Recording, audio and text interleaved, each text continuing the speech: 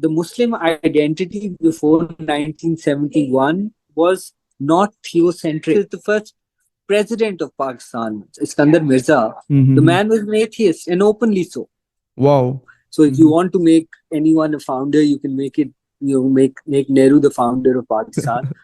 पाकिस्तान में founding fathers की ideas और उनकी सियासत पर एक सीरियस गुफ्तगू नहीं होती और ऐसा महसूस होता है कि शायद कोई उन पर बहस करना चाहता भी नहीं because we think we know कि पाकिस्तान किस तरह वजूद में आया और फाउंडिंग फादर्स क्या चाहते थे पाकिस्तान उस वक्त से वजूद में आना शुरू हो गया था जब मोहम्मद बिन कासिम ने बरसगीर की ज़मीन पर पहला कदम रखा मुसलमान और हिंदू कभी भी एक दूसरे के साथ नहीं रह सके और लास्ट में मुस्लिम लीग जिन्ना साहब की क़ियादत में मुसलमानों को जालिम हिंदू से निजात दिलाकर एक अलग रियासत की बुनियाद रख देती है अच्छा who were this founding fathers उनकी सियासत किस तरह थी और जिस तरह भी थी क्यों थी वो मजहब को किस तरह अप्रोच कर रहे थे किस तरह वो मजहब को अंडरस्टैंड कर रहे थे all this questions don't matter because we think we know what we needs to know and that is that all these were very religious people who wanted to establish an Islamic state. Jinnah was a very religious person because मरने के बाद उनको एक शख्स ने ख्वाब में देखा था. But is that really the case? So in order to answer this very simple but complex question, in this episode we were joined by Yasser Latif Hamdani. Yasser Latif Hamdani is a lawyer and also an author. Our almost recently उन्होंने जिन्ना साहब पर एक किताब लिखी थी. So let's just listen what he says about all these things we touched upon. So I would like to start with a very simple question. Why is it important for us to know about the politics and ideals of our founding fathers? जी सी देखिए मैं आपको बताता हूँ I think what the issue is essentially the idea of Pakistan is so complicated, right? I Mhm. mean, our narrative is not one that is necessarily appealing to the world, if you think about it. I mean, it's not, right? I mean, you're talking about separatism and that sort of thing. Mhm. But the reason why we should learn about Jinnah, especially, I think, and why it is important to learn, is because he had this whole struggle before he became the apostle of Muslim separatism, as it Mhm. were. Mhm. I mean, he was the only politician to be called the best ambassador of Hindu-Muslim unity. Yes.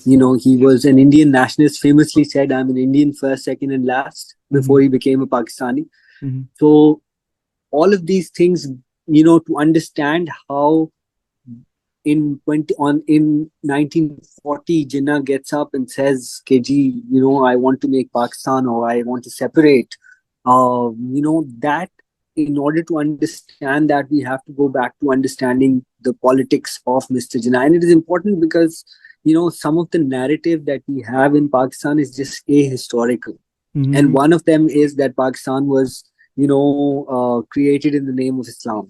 Okay. I think that's an ahistorical, inaccurate, false narrative Mhm. that needs to be sort of addressed and ultimately defeated as well. This Mhm. narrative needs to be put in its place.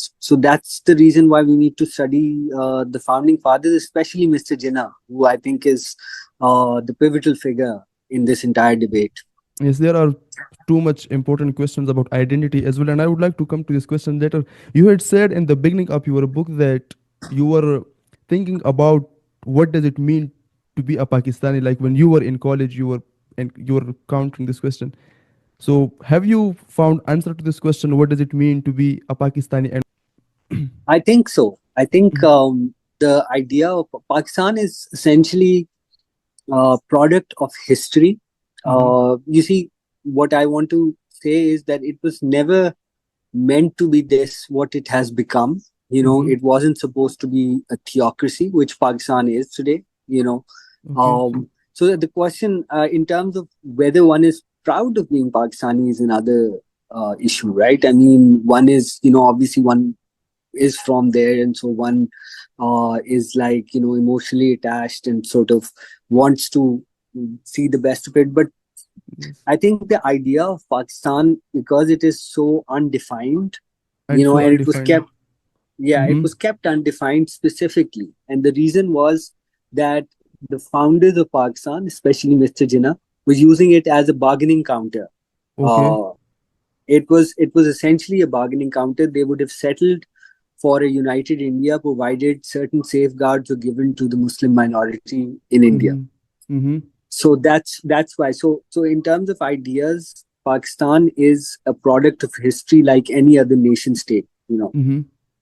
There were things. So obviously we are Pakistanis. Like I said, there's an emotional attachment. So one wants the best for it. Mm-hmm.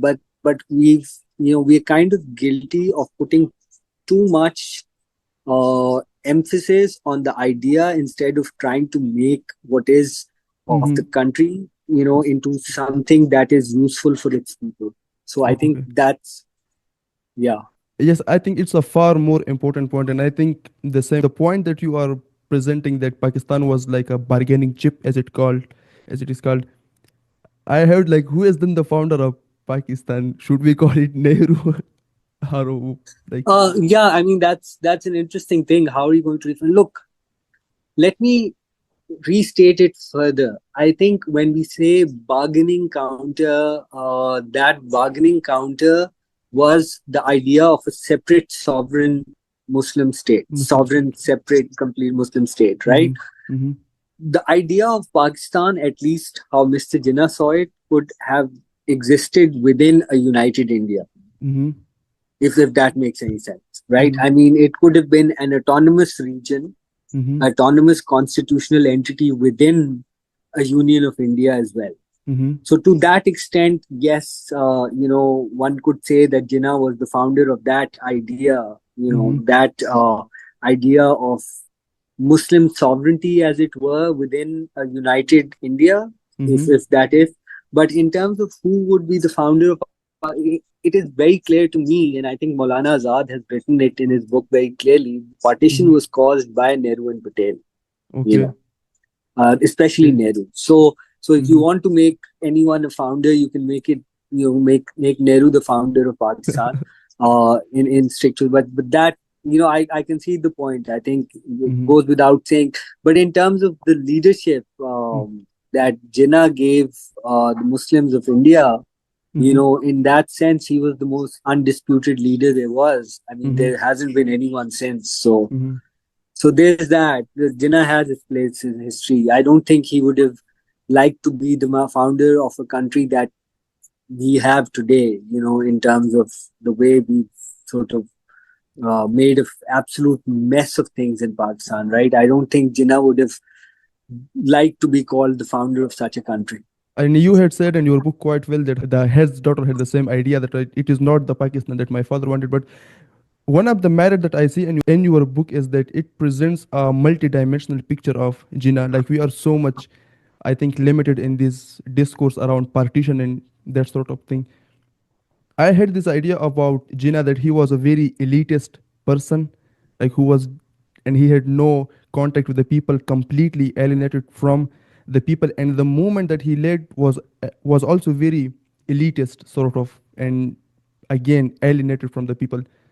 You have said in your book that no, he was quite concerned with the people who were living in villages. He was struggling for education and for workers' rights. Can you shed some light on that aspect of Jinnah?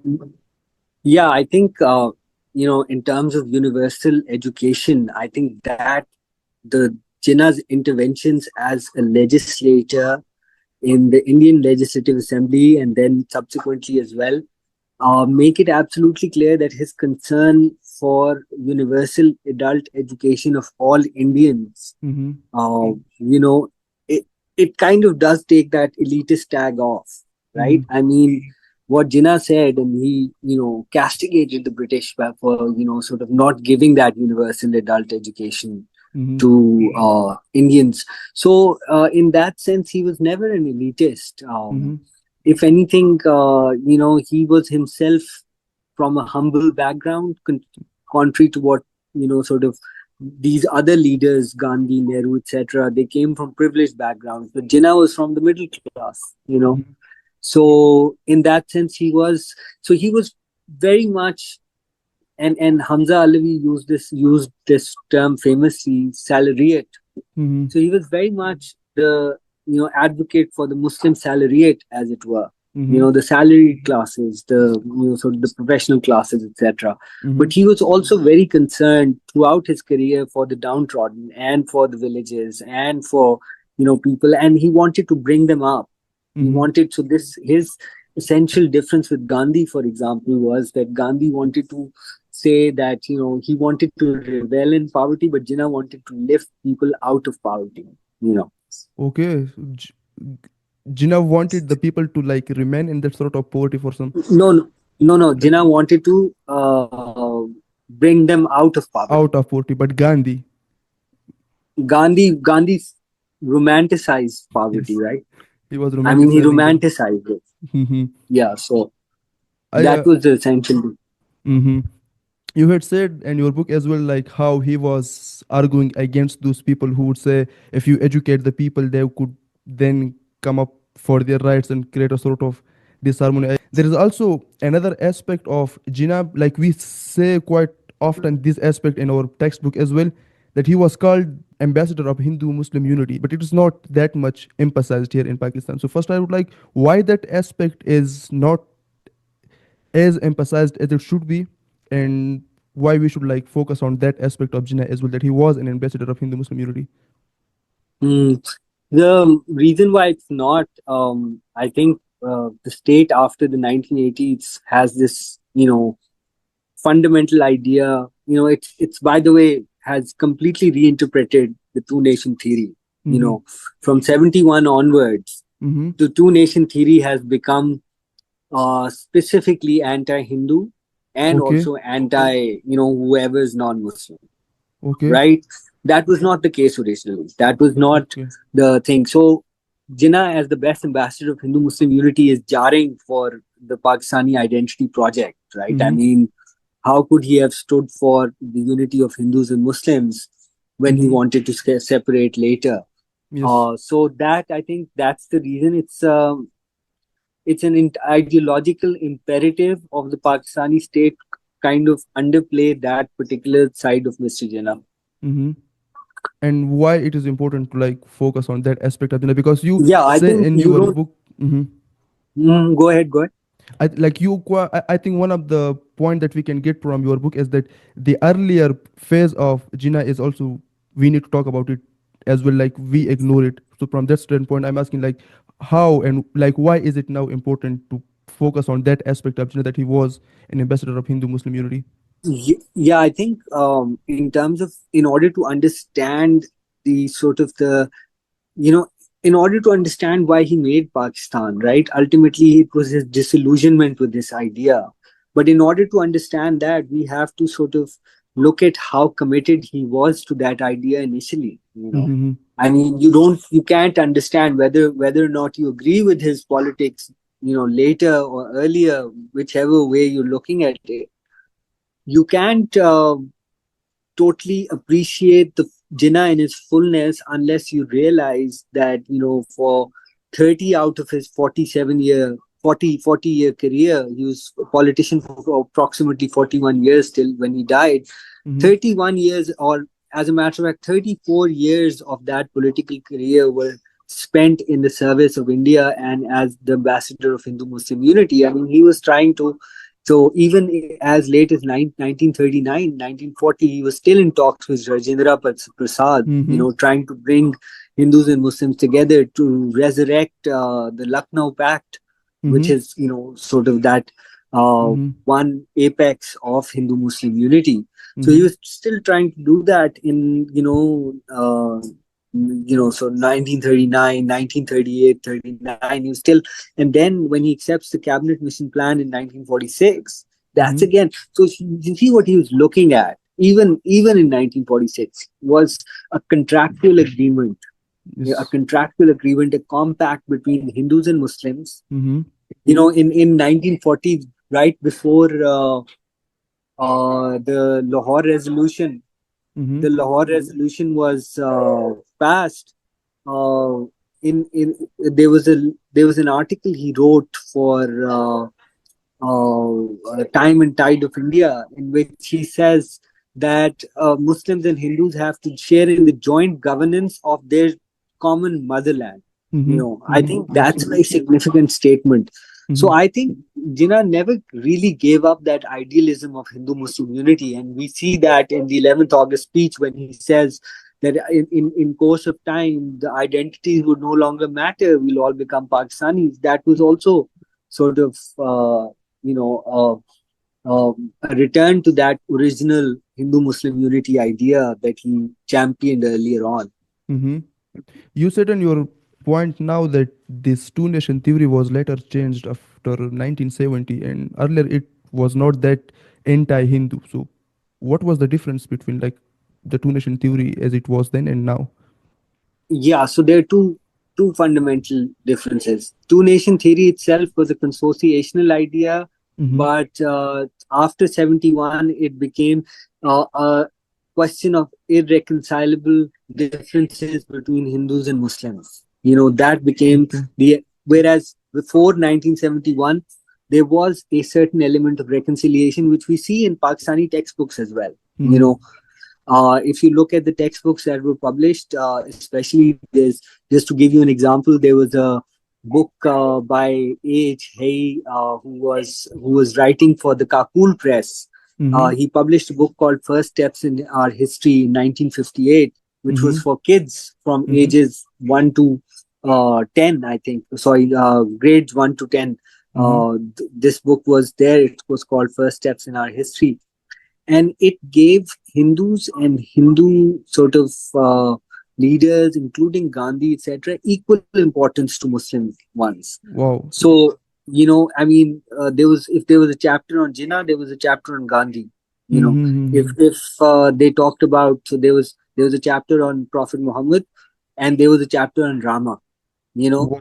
and there was a chapter on Buddha.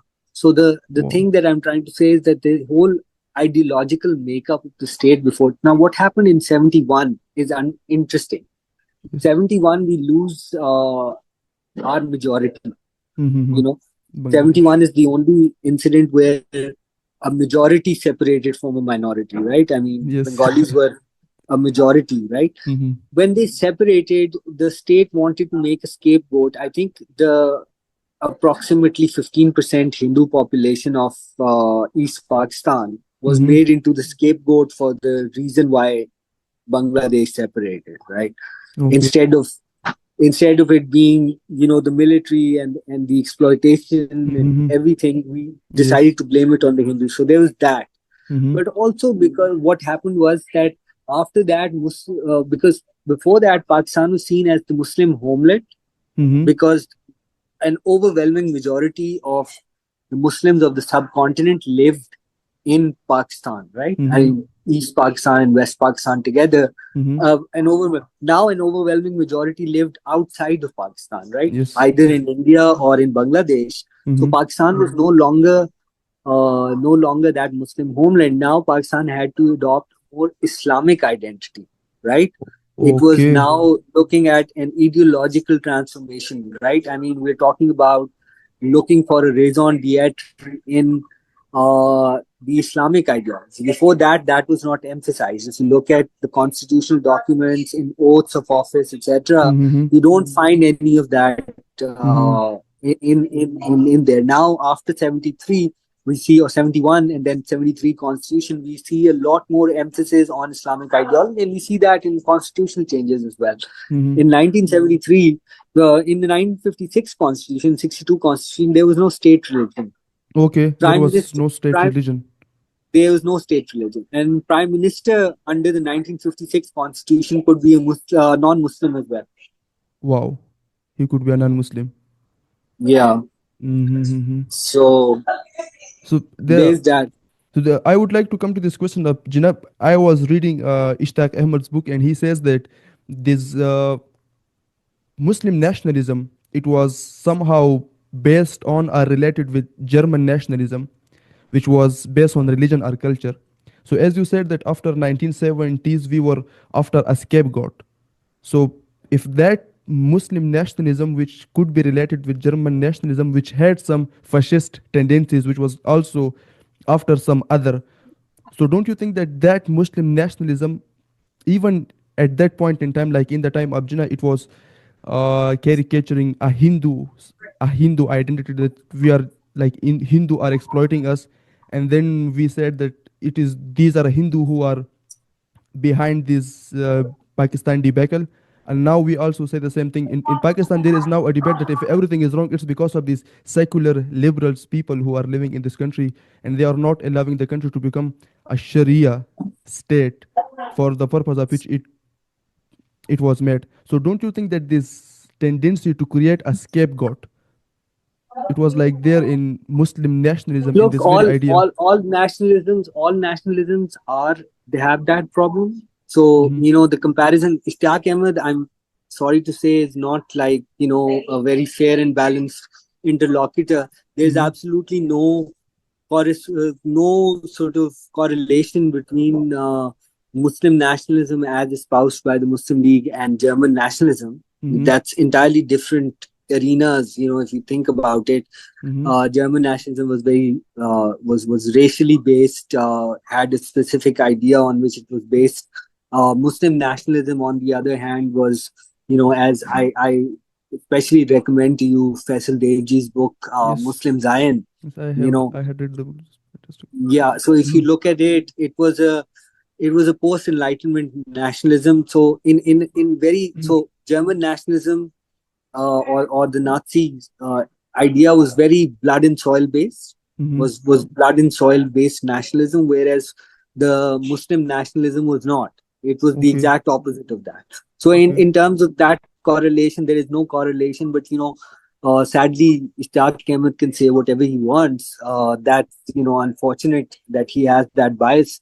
But in terms of nationalisms having this other, yes, that's always the case. You Mm-hmm. pick up any nationalism, any kind of nationalism, it would Mm-hmm. always have another. Mm-hmm. You take up Turkish nationalism, it's the Kurds and Armenians and whatnot. You take up Mm-hmm.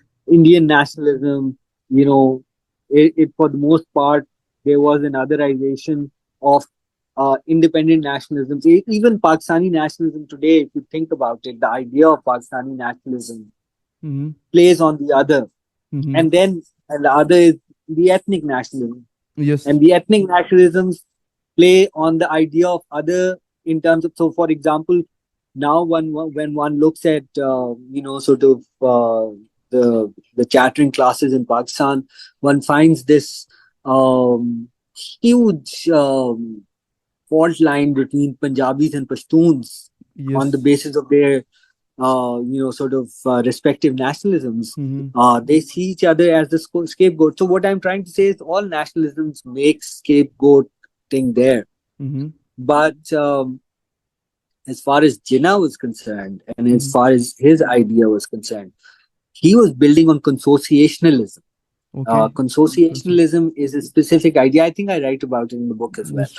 Mm-hmm. Consociationalism is a specific idea that brings together communities, uh, in a framework where they operate according to a consensus. Mm-hmm. You know, a consensus that is arrived at by the majorities of each Mm-hmm. community. Yes. Or each national community, as it were, in the Mm-hmm. case of two nation theory. Mm-hmm. So this idea, in terms of that's the unfortunate problem with all nationalisms, that they do scapegoat someone. Mm-hmm. The problem is that after 1971, the Muslim nationalism took an Islamic overtone, Yes. which It was took not over. there before that. So I'll Okay. give you an example. In the 1956 Constitution and 1962 Constitution, both of them, Mm-hmm. uh, the president had to be a Muslim. The Okay. prime minister in 1956 could be anyone, but the president had to be a Muslim. Mm-hmm. But there was no oath of office. There was Okay. no oath of office, There was as no in, oath office. a religious oath of office, I mean. Okay. So there was no, so if you look at the oaths of office for president and prime minister today in Pakistan, you have to say, especially the prime minister, you have to give this entire long, basically you take this oath that you're a Muslim, that you Mm-hmm. believe in God, you believe in the Prophet, you believe in Mm-hmm. the finality of prophethood, etc., etc., etc., Khatm Nabuwat, and that sort of thing. There was nothing of that sort. Okay. That's because the Muslim identity before 1971 was not theocentric. Okay, it That was was the not essential theocentric. difference. It was not Okay. theocentric. So for example, there were many people in the Muslim League who were not believing Muslims or who were not religious Muslims, and they were openly religious, but they Okay. were Muslims because they had Muslim names, They had Muslim names. Okay. you know. So they were seen as Muslims by the others. An example of this is the first president of Pakistan, Iskandar Mirza. The Mm-hmm. man was an atheist and openly so, Wow. And but he openly so. became openly so. He was Okay. quite atheistic, and he was the first president of Pakistan. And there was a requirement that the president has to be a Muslim, Mm-hmm. but he was allowed to become the president. That was not an issue. So what I'm trying to say is that before 1971, the Muslim identity or the Muslim nationalist identity include throughout a wide net.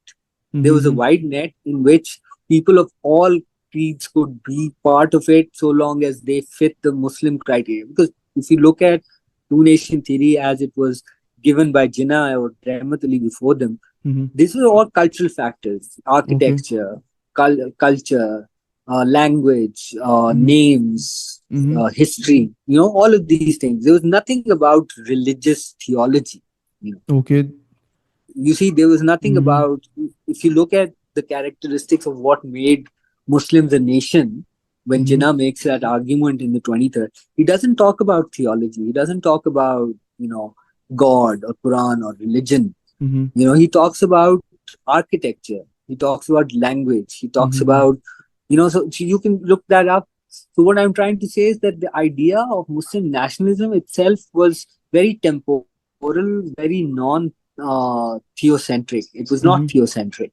Okay. After 1971, it became a theocentric identity. It had become now too much theocentric. And I think you had said the same argument about Jinnah as well, that he was also not as enthusiastic about religion. He was not even as enthusiastic about the very Muslim identity as you said in your book. And from his Mhm. earlier career, he was like agreeing to an amendment which would allow people of different communities to marry without even converting. So can you tell us a bit what was that? And Yeah, so he was he this is from 1912, and then he continuously argued for it. He said that you don't have to convert in order to marry each other. Where okay. the law was the law required that if a Hindu or a Muslim or any other religion, they were Mm-hmm. getting married to each other, Mm-hmm. they would either convert one of them would either convert to the religion of the other, Mm-hmm. or both of them would renounce their faith. So Mm-hmm. Jinnah stood against that. He said that that's not that all educated people of India should be allowed to choose whoever they want to marry without having to change their religion or renounce their religion. Mm-hmm. So I think that was a very progressive idea. I mean, if you Yes. think about it, he Mm-hmm. believed, and that is kind of true of his life as a whole. He Mm-hmm. was always this. Um, One of the things that I write in the book, but I should have probably emphasized more, the change of oath of office in 1947. Mm-hmm. He changed the oath of office, dropped the reference to God, and Mm-hmm. change it from solemnly swear to solemnly affirm. Now, solemnly swear to solemnly affirm is a very secular oath. It's actually a secular oath. Okay. Atheists do that in the UK. In the UK, Okay. which was so it's the 1888 Act. It explains. So what Jinnah was saying essentially was that either he was an atheist, who knows, or Yes. that he was saying that anyone who's even an atheist should be allowed to become the Governor General, Prime Minister, President of Pakistan. That's what he was saying. Essentially, in essence, that's what he was saying, right? If we think Okay. about it. Okay. So, yeah, there was no great enthusiasm. Jinnah, as you know, he did not allow public prayer at Muslim League Yes. meetings. You Yes. know, Mm-hmm. and the reason why he didn't allow that was for a very practical reason. He said, if Shia is going to sort of lead the prayer, the Sunnis won't pray behind him. And Mm-hmm. if a Sunni is going to lead, and if a Deobandi is going to lead the prayers, so all for all these reasons, the Muslim nationalism had to be secular in nature in order to keep the Muslims together. So that's why he did not allow public prayer at the Muslim League meetings. Mm-hmm.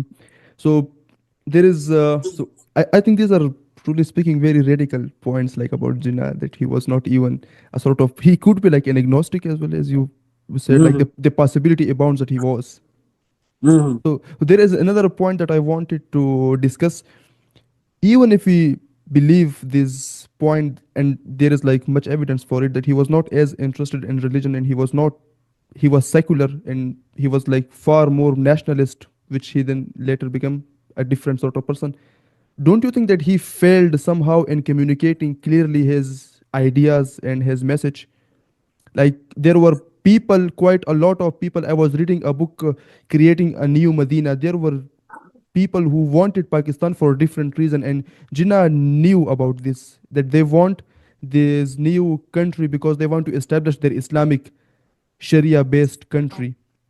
Even before Yeah, I Pakistan, this think argument existed, and he knew about it.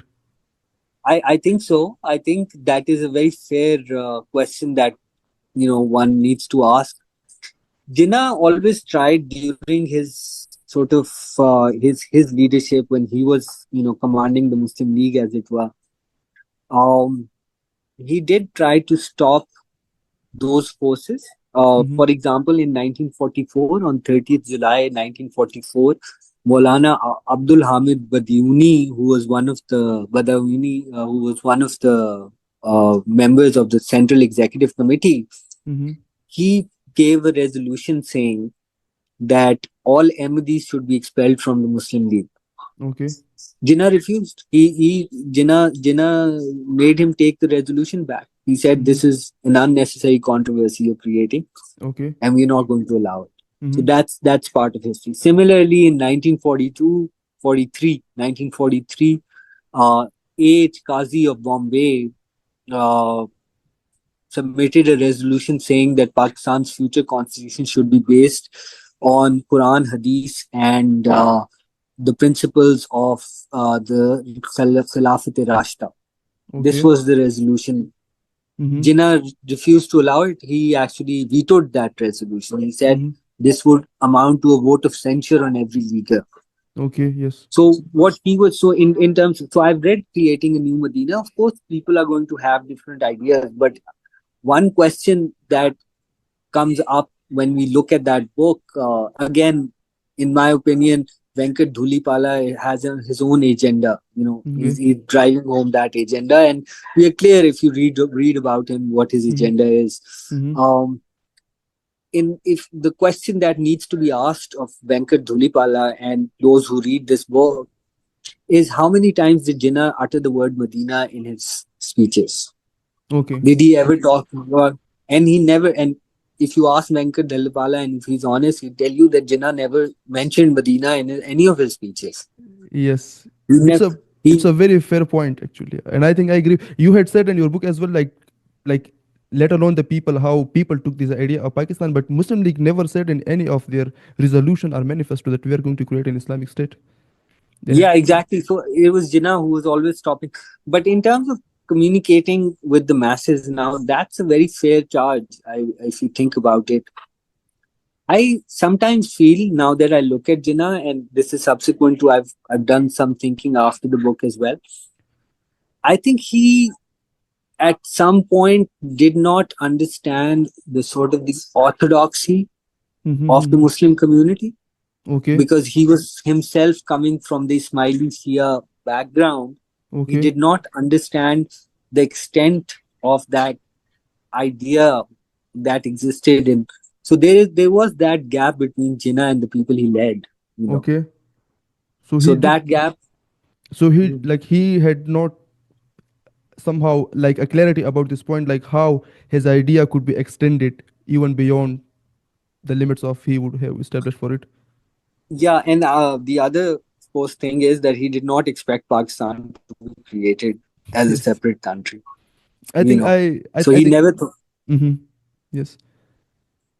Yeah, no. So I'm saying, uh, in terms of So this idea, he have never expected the orthodoxy to be in that position to dictate to the Mm-hmm. Muslim salariate as to Okay. how to approach religion. So, Okay, so I think we have only 5 or 6 minutes left. So, as I'm a Pashtun and we cannot like ignore this question, how Jinnah approached Pashtun leadership of the time and how he approached the problems that the land on which we Pashtun live, how he approached mm. the problems of the land. So the problem, obviously, there's this issue that comes up, and it's a valid criticism of Jinnah that he removed Khan Saab's ministry in Mm-hmm. KP, or as NWFP as it was called then. Mm-hmm. He removed it because the ministry had lost its majority, Okay. essentially. Mm-hmm. But there could have been other ways of doing it. In Yes. terms of, Jinnah had a great regard for Bacha Khan. Okay, he You had know, a great regard for Bacha Khan. he had a great regard for Bacha Khan. Okay. That's unfortunately people on both sides, the Pakistani ideologues and then Pashtun nationalists, specifically don't underplay this. They don't underscore it because Mm-hmm. of certain reasons. But Jinnah actually, when Bacha Khan finally took oath to Pakistan and said that he would be a loyal citizen and then became a member of the Pakistan Constituent Assembly, Mm-hmm. he met Jinnah. Yes, he met Jinnah. And Jinnah was not a very emotional person, as you know. He was a very sort of, but once he met Bacha Khan, and this is all on record, he hugged him. Wow. And Okay. and then he hugged him, and which was very unusual of Jinnah to do, hugging, someone. Mm-hmm. And he said, "Today Pakistan is complete." Okay, he said on that instance. Okay, so yeah, so this is what I'm saying in terms of his approach to Bacha Khan. He had great regard for him, and he thought that if Bacha Khan could be brought into the Muslim League, that Pakistan would benefit from it. So that was the Mhm. thing. But unfortunately, the situation that was created in KP, there was there were faults on all sides. I mean, Mhm. the mistakes were there. There was this link between the Khan brothers and Khudai Khidmatgar and Fakir of Ippi, Mhm. which was and that was used by people like Sardar Abdul Qayyum, Yes. Sardar Abdul Qayyum Khan, who later joined the Muslim League. He was actually an old associate. Remember, he was Khudai Khidmatgar himself Yes, at he one was point. himself. Yes. Then he left and became leader of Muslim. He used that against the Khan brothers and poisoned, sort of the whole well, as it were. Yes. And he was the one advising Jinnah on, sort of not reconciling with Bacha Khan after that. Yes. But my research shows that he had great regard and he wanted Bacha Khan to come into sort of, a leadership position within Pakistan. I think nationalists would agree with your point that Abdul Qayyum Khan had played a very great role in creating further this alienation between the two. But there is another very, I think, saddening incident, the Babra massacre, which is called the Babra massacre. Mhm. And Jinnah at that point in time was a governor general. So I think it's also Yeah, but I mean, you see, there are two things here. Um, we can talk about how much the governor general could have been involved in what was going on in sort of in KP at that time or in Babra, but the date of the Babra massacre is 12th. Is that correct? 12th August 1948, and Jinnah was already on his yeah, or 11th or 12th of okay. August. I think mm-hmm. It It is could that be that. Mm-hmm. Jinnah was already on his deathbed. Okay. He So he was was he was complete. He was in Ziyarat. He was okay. not effectively not leading the country. So this Okay. accusation that the nationalists have against Jinnah that he caused the Babra massacre is just historically not possible. So it's Mm-hmm. and he did not. That's just goes without saying. Now, how much of that culpability lies with Abdul Qayyum or not? Mm-hmm. That's a separate question that you need rest separately. But Yes. and what was the nature of it? Obviously, um, there was downplaying of the numbers on one side and exaggeration of the numbers on the other side. But the fact is that Jinnah directly can't be blamed for it because he was on his deathbed. Yes, You he know, was. he Yes. died. He died less than a month later.